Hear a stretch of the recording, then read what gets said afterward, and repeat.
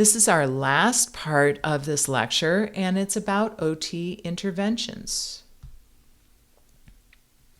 When we're working with youth, we address limitations in physical, cognitive, social, emotional, sensory, and other aspects of performance. We have this eye starting at age 14, so at the beginning of youth practically, on independent living skills, various kinds of employment and post K-12 education options, and self-determination. So, approaches to intervention. And this is taken from the OTPF4 Table 13. We create and promote health. Yay, us. We remediate, which falls under establishing or restoring skills. So in some instances, when working with children and youth, they don't have the skills, so we help them establish it. Other times, they may have had an injury or illness or some form of setback, and we help them restore the skill that they used to have. We also, in some cases, help our clients to maintain. So we need to keep in mind that this needs to be a skilled service, but we might help, for example, someone with cerebral palsy maintain their range of motion, right? So that they have as much freedom as possible to move throughout their environment and to engage in their daily occupations. We also may modify an occupation, activity, or task, and that includes both adaptation and compensation. And if you look in the presenter notes, you will see definitions for all of these. But suffice to say that adaptation is modifying the setting or the demands of a task. For example, changing the height of a desk to accommodate posture or a wheelchair, or using assistive devices to help with writing and relieve hand stress, right? And there's some others that you can look at. Compensation is very related to adaptation, and it's easy to kind of convolute those two. And it is finding strategies or techniques that work around limitations. So if somebody has an upper extremity weakness, we might teach them to prop her elbows on the desk to increase hand function when she's eating lunch, or travel between classes earlier to lessen social anxiety of crowded hallways. So they're very related, these ideas of adaptation and compensation, but adaptation works on modifying the setting or the demands of the task, whereas compensation is finding strategies or techniques that directly work around the functional limitations that a person is experiencing. Okay, and then the last thing is preventing disability. So making sure that our clients maintain as high a level of functioning as they are able. So here's some examples of intervention approaches and methods. You know, a lot of students, especially at this point in their education, are like, but what am I going to do with a client? What am I going to do, right? And it can be helpful to think in terms of categories of intervention approaches and methods. And we'll be working on this quite a lot throughout the semester as we look at case studies. So we can help somebody build skills, actually grow new abilities, right? And that's remediation. We can work on habit and routine training, which will help a person to move from learning a brand new skill to integrating that skill or set of skills so that it's more automatic, right? And it can just happen as a part of the day. We can adapt or modify a task, routine, or environment, so that idea of adaptation and compensation. And we can also help folks to develop compensatory strategies. So all of the things that were listed in the approaches to intervention, we can help them to develop the best way of engaging with those different types of change to increase their independence. So some examples of programs are self-regulation programs, like the alert program for self-regulation or the zones of regulation. So they both look at analogies to how self-regulated or how alert or on task or attentive is a person. We can look at social competence programs and teaching social competence and social skills. We can look at modeling behavior. So I'll do it and then you do it the same way that I did it. And let's analyze that and look at the results and the outcomes, and then look at, okay, let's try moving forward into a different situation. How can we use our newfound behavior to move into a different situation? And then we can also look at anticipatory problem solving, which provides a structure to helping the client anticipate potential problems or barriers that they may encounter when they're performing a task. And then we help them identify problem solving solutions outside of the actual, like when they're under pressure to perform, right? So we look at identifying the occupation that's to be performed, identifying the features of the environment that may either help or hinder. Remember last semester we talked about affordances, which are those things in the environment or inherent to the occupation that may help or hinder depending, and identify any safety risks or challenges to engagement, and then start thinking about a solution. So we kind of cognitively break down this thing that might be difficult and figure out ways to deal with it. So those are some examples of programs that may be used.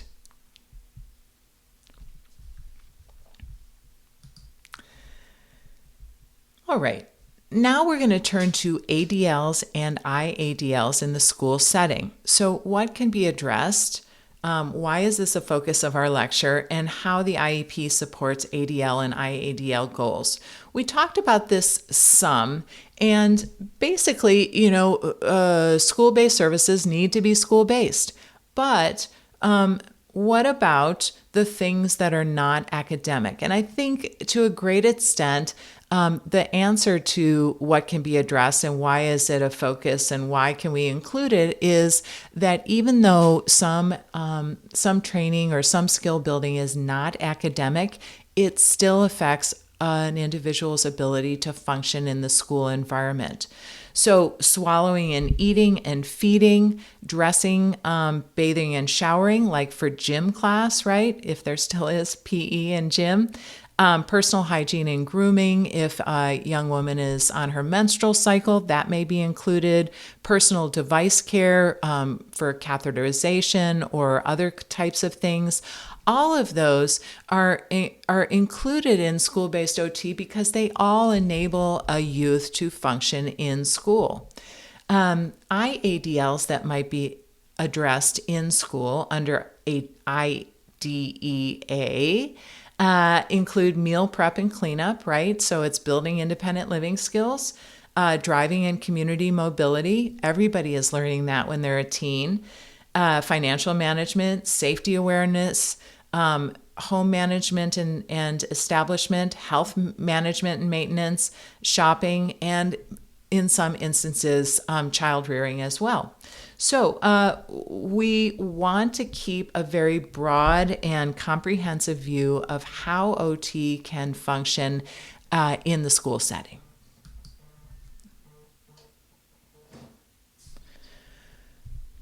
In terms of intervention in these areas of ADL and IADL, we want to look at task analysis, so that very important OT skill of breaking down an activity or an occupation and looking at all the different parts and what is necessary to do the task.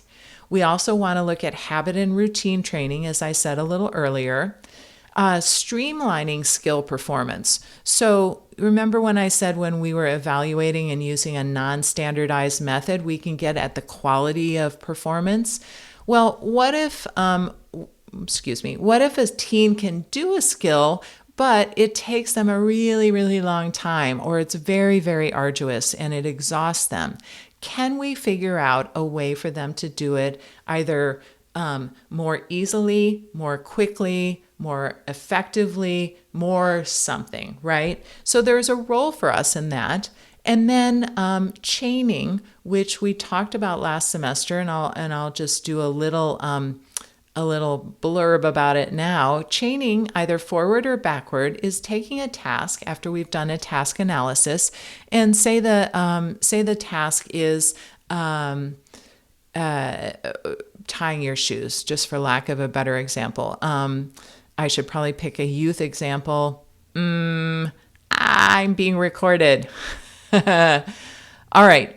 So how about opening your locker? That's a good one for youth. I use shoe tying a lot because it's got a lot of steps. Okay, so opening your locker, right? So forward or backward chaining would be to analyze the steps involved in opening a locker, which basically are find your locker, right, with your little number on it. Spin the dial to clear the tumblers. Then you have to, in a particular sequence, turn to the numbers, right, by going this way and that way until you've done those 3 different numbers. And then you need to pull up on the mechanism and open your locker, right? So there's a bunch of steps. So in chaining, we can either forward or backward chain. If we are forward chaining, we're going to have the student do the very first step. Let's find your locker, right? And after they're really good at finding the locker, we'll start working on the next step and the next step and the next step. In between, the OT can help. So find your locker, I'm going to open it for you, right? Backward chaining would be, I'm going to help you find your locker. I'm going to spin the tumblers, and you're going to open up your locker and you're going to get out your school books. Then we gradually backward chain to the point where they can do the entire task of getting your books out of your locker. Hopefully that makes sense. We can talk about it in class more. And thanks for bearing with me while I problem solved on the fly. All right. So, barriers to addressing ADLs and IADLs in school. I've gone over some of these, but a lack of understanding of the role of OT. We tend to get very pigeonholed into being the fine motor ladies and gentlemen, and we want to, as much as possible, broaden out from that and show school teams and administrations and people in the world that we have a lot to offer in a broad range of areas. Also, lack of funding. If a school district is particularly poor, they may balk at paying for services to address ADL and IADLs. A lack of info on assessment tools. So measuring ADL and IADL proficiency and then linking that with school-based skills could be a problem.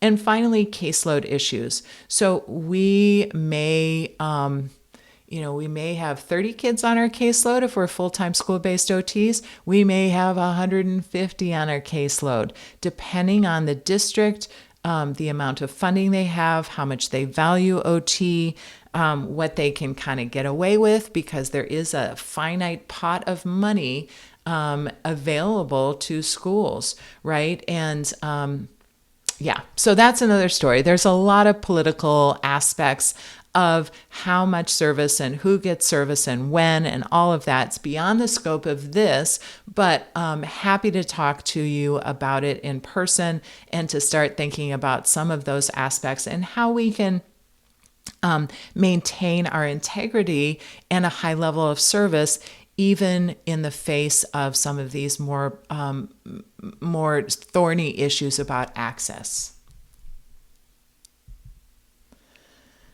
So the roles of the school-based OT, obviously we're interventionists, right? We work with kids. We may also be educators. And by that, I don't mean like we teach the kid academics or the youth academics. I mean that we educate the team. We may educate the student in ways to do something rather than actually working with them on building it. So we teach them and then they go out and learn it. So we educate people. We may also be an advocate for the student to get what they need. And it behooves us to step up to that role. I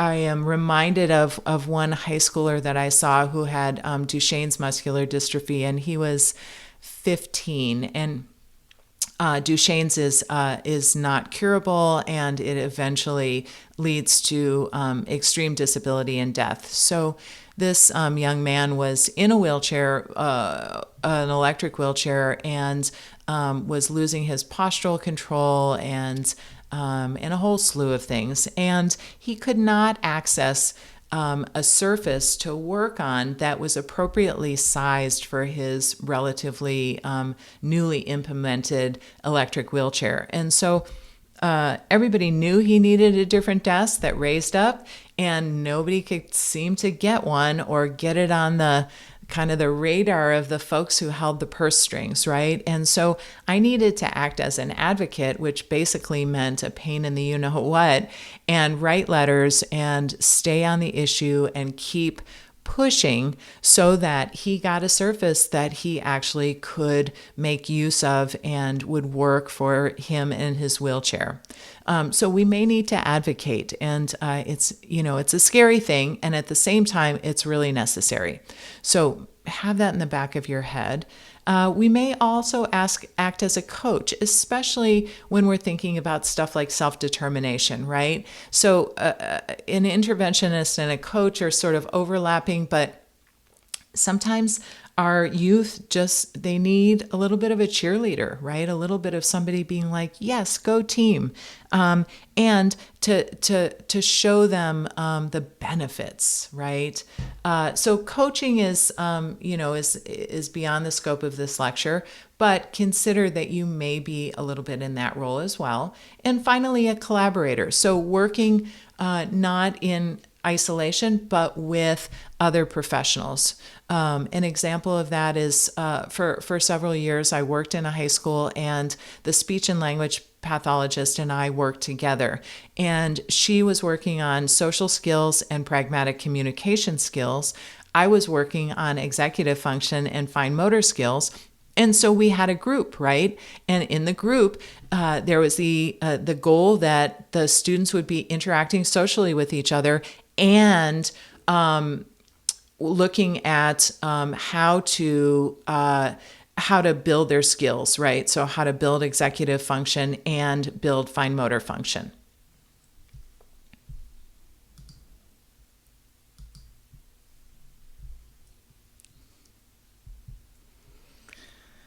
All right, and then we think about transition planning and independent living skills. So I've kind of hammered this home a whole bunch of times. We want to begin early, 14 years old for the 16-year-old start to the transition plan or ITP. It's a team effort, so everybody's got to be on board. Nobody can shirk this stuff, right? Also, we want to assess the students' needs within each environment. So if they're doing fine in the classroom, but they're doing terrible in the cafeteria or on the bus, we want to look at that, right? So we want to be as broad as possible in terms of what environments we're assessing and they're going to need to function well in. And we want to be proactive. It's hard to think about transitioning a kid, and it is our responsibility to hop on top of it and to really be active in addressing it. We're almost at the end. So, interventions for success in higher education. We want to help the youth and their family assess programs and match the program with their interests and abilities. So we want it, in other words, to be a good fit. We want to teach self-advocacy skills. So as much as is possible for that individual that they are able to step up and advocate for themselves, speak up for themselves, take care of their needs in the new environment with the help and support of others, and that they can access resources and support. So, that's going to look different for everybody. It may be that it is actually academic support. It may be that it's support with transportation, support with housing, support with leisure, it really varies by the individual, but we want to again keep a broad view of what's up so that we can support, so that our clients can access resources and supports in their new environment. And then we want to determine how ADA or the IEP will inform this experience. So what does this mean? So ADA Section 504 or other sections may come to bear in the higher education environment. And in terms of an IEP, you might be thinking, well, they just graduated high school. Why do they have an IEP? Well, they have it until their 22nd birthday. So they may, in fact, be going into college with an IEP, potentially, or into another educational environment with an IEP. All right, congratulations. The unit on school-based OT for youth is complete. And again, we will be doing some looking at it when we meet in class. Please collect your questions and anything that you might need to know about or want to know more about or need some clarification on. And I will see you in class. Thanks so much for your attention. Have a great day. Bye.